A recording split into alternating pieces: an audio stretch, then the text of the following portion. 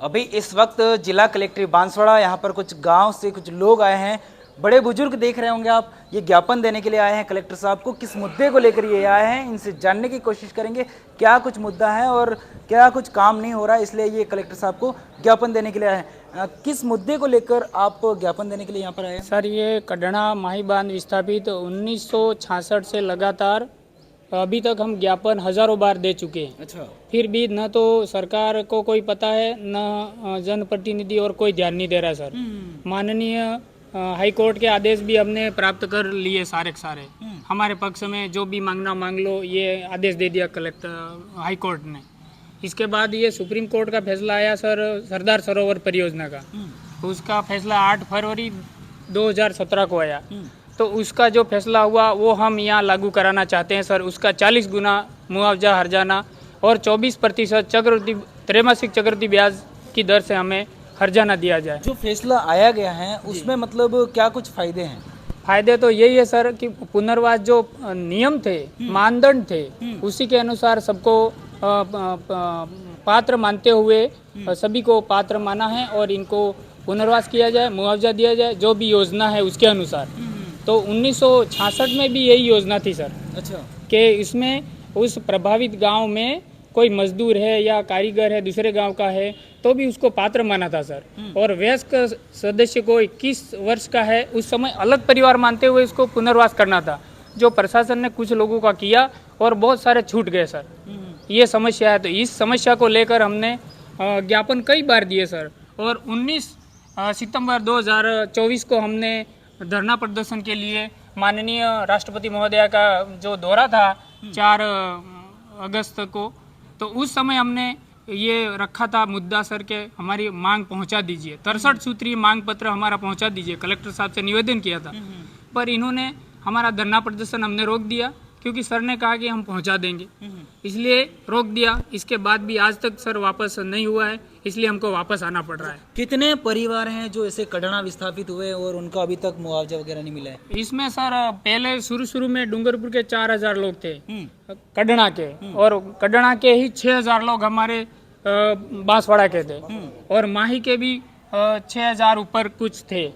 तो इसमें हमारे मात्र पेपर आवंटन हुआ सर। उस समय सिंचाई की जमीन हमारी गई थी, नाले के ऊपर, नदी के ऊपर थी। अच्छा। सिंचित जमीन थी। और ये पुनर्वास किया तो पथरीली जमीन और पहाड़ी इलाके में ही दिया, तो लोग अब खेती के लायक जमीन नहीं दी, इसलिए बहुत सारे तो नहीं पहुंच पाए।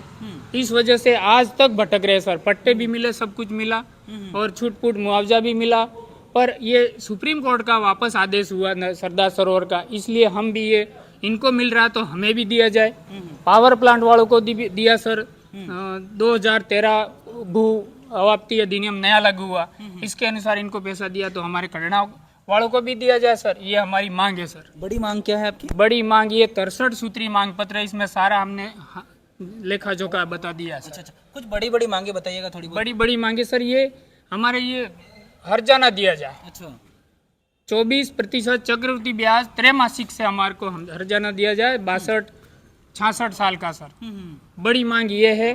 और इसके साथ साथ सुप्रीम कोर्ट का 40 गुना मुआवजा दिया जाए। ठीक है, ये बड़ी मांग है हमारी। ठीक है। तो ये लोग थे जो कड़ाना विस्थापित हुए हैं। आपने सुना होगा माही बांध बना, इसके बाद में माही नदी से काफ़ी लोग हैं जो विस्थापित हुए और काफ़ी हजारों की तादाद में जो परिवार थे वो विस्थापित हुए, लेकिन अभी तक उनको मुआवजे के कोई ठिकाने नहीं है। और इसीलिए ये दर दर भटकते हुए, इनकी उम्र देख सकते हैं यहाँ पर, सभी बड़े बूढ़े दिख रहे हैं, 60, 70, 80 साल की उम्र वाले भी काका जी वगैरह आए हैं, लेकिन इनको अभी तक मुआवजे की कोई ठिकाने नहीं है। और इस पर आपकी क्या राय है, कमेंट बॉक्स में कमेंट करके जरूर बताना। और इनके न्याय के लिए ये वीडियो है, ज़्यादा से ज़्यादा शेयर करिएगा। और हमारे चैनल को अभी तक सब्सक्राइब नहीं किया, चैनल सब्सक्राइब करना ना भूलना। 1981 से 82 तक कड़ाना बांध से हम वहाँ को पूरी तरह से विस्थापित कर दिए।